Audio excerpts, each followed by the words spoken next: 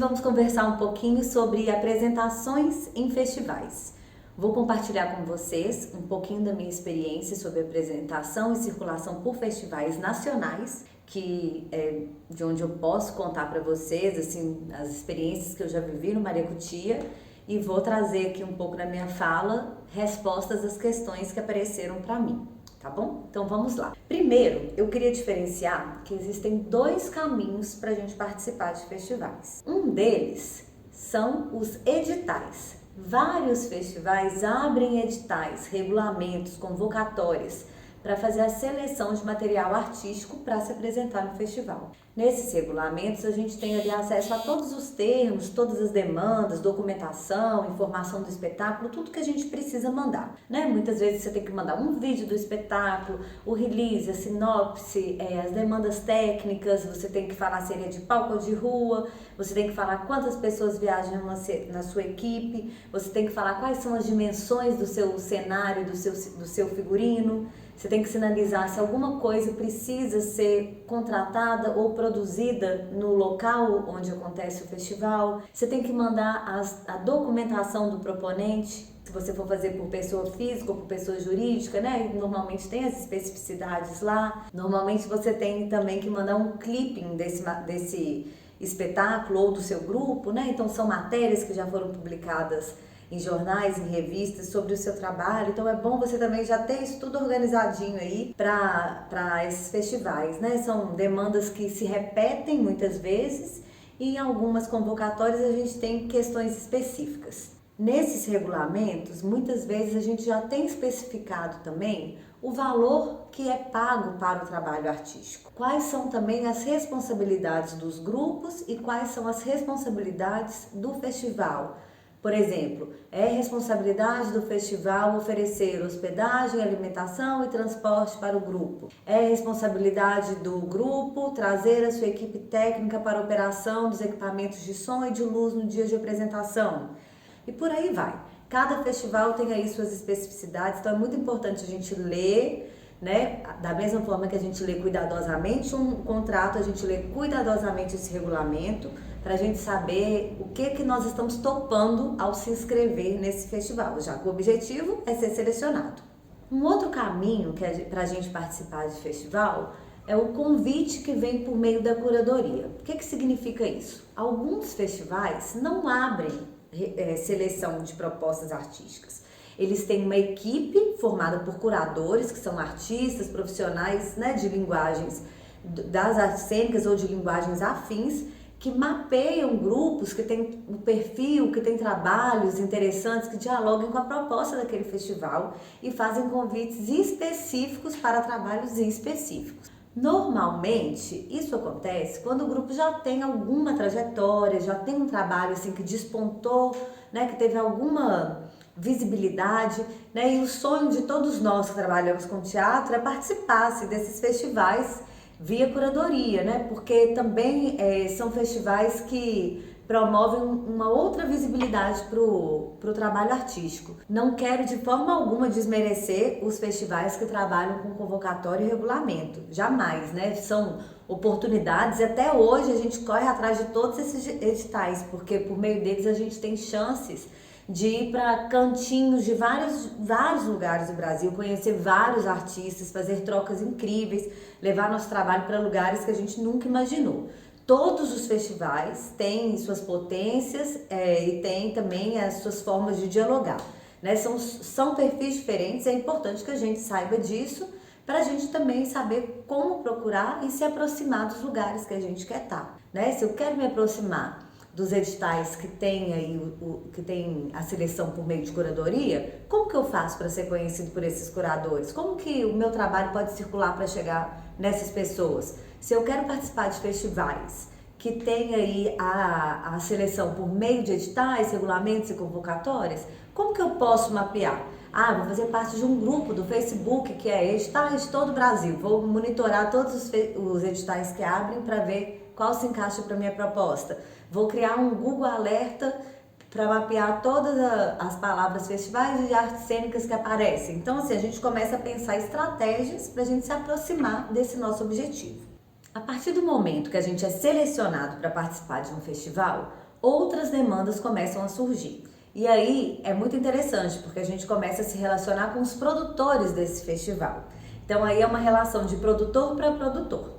E esse produtor do festival, eu posso falar também, contando um pouco da minha experiência, que eu também faço parte da equipe de produção de um festival aqui de Belo Horizonte, que é o FETO, né? Esse produtor, ele também tem que estar atento a uma série de demandas para que esse festival aconteça. Então é um campo de diálogo e de negociação, assim, que precisa ser feito com muito cuidado por ambas as partes. Vou dividir aqui com vocês mais da minha experiência de produtora de grupo, mas por vezes talvez eu traga um pouco desse olhar também de produtora de festival. O que acontece? Quando a gente começa a conversar com esse produtor, né, assim, várias questões surgem. Onde que o meu espetáculo vai acontecer? Quais são os espaços possíveis dele ser realizado? Qual o tempo de montagem? Qual o tempo de duração? Qual o tempo de desmontagem? Várias questões assim são afinadas e são validadas, perguntadas e questionadas pela produção do festival. Porque a gente tem que lembrar que esse produtor lá, ele está fazendo um festival que às vezes tem 20 espetáculos com particularidades diferentes, ele tem talvez 5 espaços na cidade que ele está usando para fazer esse festival inteiro. Então ele está tentando aí mapear as particularidades de cada espetáculo selecionado. E lembrando que esse espetáculo foi selecionado por uma equipe diferente do festival, que às vezes esse produtor não faz parte dessa equipe. Então esse produtor está tentando olhar com você e afinar com você a melhor forma do seu espetáculo acontecer dentro desse festival. Então é muito importante que você coloque todas as cartas na mesa e converse pensando em espaços de negociação mesmo. Você seja muito claro e tente apresentar tudo o que é possível, né? O melhor e o possível para o seu espetáculo ser feito, porque assim a gente vai ter mais chances de ter uma experiência incrível dentro de um festival. Muitas vezes aparece para a gente um espaço que não é aquele que a gente imaginou, né? De repente a gente cai para fazer um espetáculo dentro de um teatro que ele não é aquele teatro que a gente pensou que a gente ia apresentar naquela cidade, ou então a gente é colocado para apresentar numa praça, numa cidade, que a gente fala, nossa, essa praça não tem público, essa praça é distante, não vem ninguém aqui, por que será que eu tô aqui? Então, assim, são questões que são importantes serem ditas para a produção. Olha, o meu espetáculo precisa de público, é um espetáculo que tem interação, o público é fundamental. Onde que é a praça onde eu vou me apresentar? Ah, lá é difícil de mobilizar? O que a gente pode fazer para ajudar vocês a mobilizar? Tem algo que pode ser feito? Se você questionar também algumas situações, para que lá na frente não fique parecendo que você se sentiu preterido pelo festival, sabe? Acho que está muito na mão da gente, que é o produtor do grupo também, defender e procurar e abrir os aspectos que são fundamentais para o nosso espetáculo acontecer. Quando o espetáculo acontece dentro de um teatro, né, de uma casa fechada, de um palco, a gente ainda tem questões muito sérias e que às vezes são complicadoras na logística da montagem, da apresentação e da desmontagem do espetáculo, que diz respeito ao tempo da equipe do espaço e a equipe disponível. Esse também é um ponto muito caro para a gente na pré-produção, nessa articulação aí, nesse meio de campo com a produção do festival. Então, a gente tem que ter muito claro pra gente qual é o tempo mínimo e o tempo ideal que a gente precisa para cada etapa do nosso espetáculo.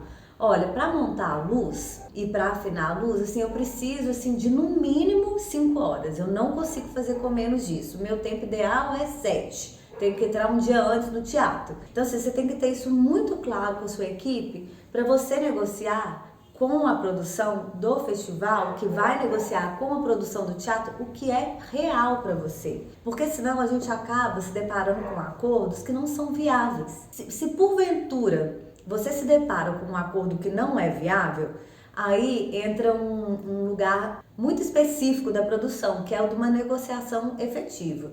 Você tem que ter uma conversa clara com esse produtor e falar, olha, dessa forma, com a minha equipe, nunca fiz, por exemplo, não consigo fazer. O que a gente pode fazer junto para isso dar certo? Preciso de mais pessoas? Não tem como aumentar o tempo? O que você pode me ceder? Conseguimos entrar um dia antes? Conseguimos mais uma diária? Vamos reduzir o mapa de luz? Não sei. Cada situação é um caso. Mas é importante que isso seja dito também, para a gente não ter desprazeres lá na frente, né? Parecer que a gente combinou uma coisa e fez outra. Sobre esse aspecto, também é muito importante que a gente tenha oficializado todos esses combinados com a equipe do festival. Porque também acontece da gente chegar às vezes no espaço para apresentação e ter sido combinado com a gente que a gente tem 6 horas de montagem de um espetáculo e na hora que dá 4 horas, né, o festival chega pra gente ou a casa chega pra gente e fala: olha, o seu tempo acabou. Você fala: não, o combinado comigo foi 6 horas. E você tendo essas informações oficializadas, elas também te ajudam, te respaldam numa negociação.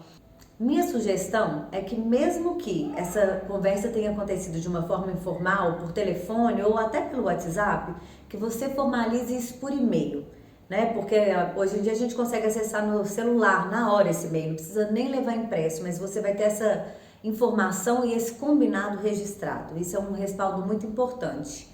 Nessas situações em que a gente tem que apertar o nosso tempo de montagem, isso é muito comum, né, dentro de um festival que tem uma programação ampla, com vários eventos.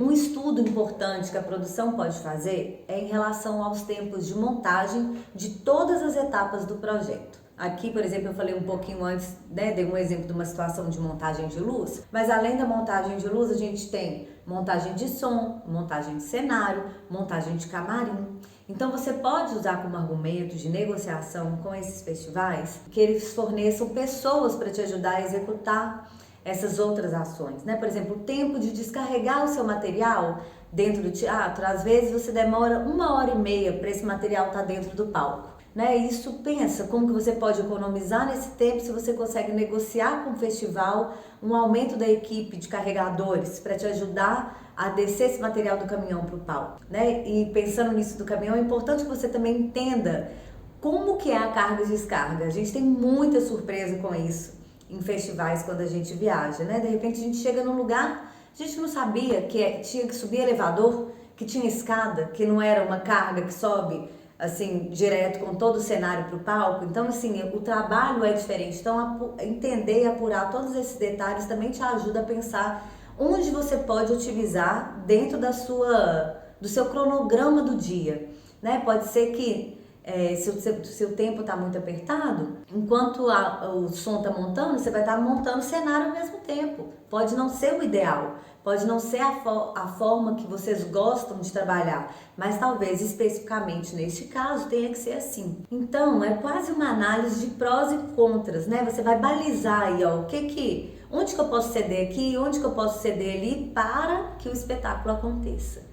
Né? E lembrando assim, né, gente, que estar em um festival vai muito além da sua apresentação no dia, né? A vivência proporcionada nesses encontros, ela é riquíssima.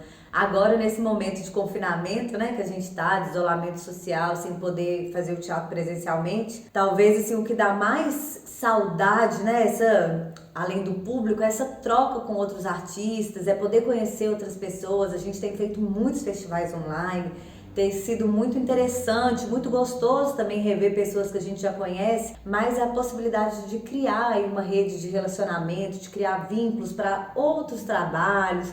Às vezes no festival você conhece um grupo que tem uma afinidade artística com você, e aí lá na frente aparece um edital que você lembra desse grupo e você vai fazer em parceria com ele. Então assim, o festival é uma vivência ampla, né, que para além desse cuidado da produção, da gente fazer um espetáculo, né, produzir o melhor espetáculo possível para aquele evento, a gente também tem que estar aí aberto para conhecer várias pessoas que, né, normalmente vão pessoas do Brasil inteiro, para a gente poder trocar e ampliar aí a nossa rede de relacionamento. Eu vou terminando o encontro de hoje por aqui e assim, para mim, em relação a apresentações em festivais, assim, fica uma experiência que nem sempre o espetáculo, né, o contexto, as conjunturas, nem sempre elas são as ideais. Nem sempre acontece da forma que a gente sonhou, imaginou e pode realizar quando é um projeto nosso. Mas a gente tem que, enquanto produtor, produtora, a gente tem que ter esse cuidado de pensar e tomar as melhores decisões para que a gente possa viabilizar um melhor espetáculo. E lembrar que um festival é muito mais do que isso. E aproveitar essas relações. Nos vemos por aí.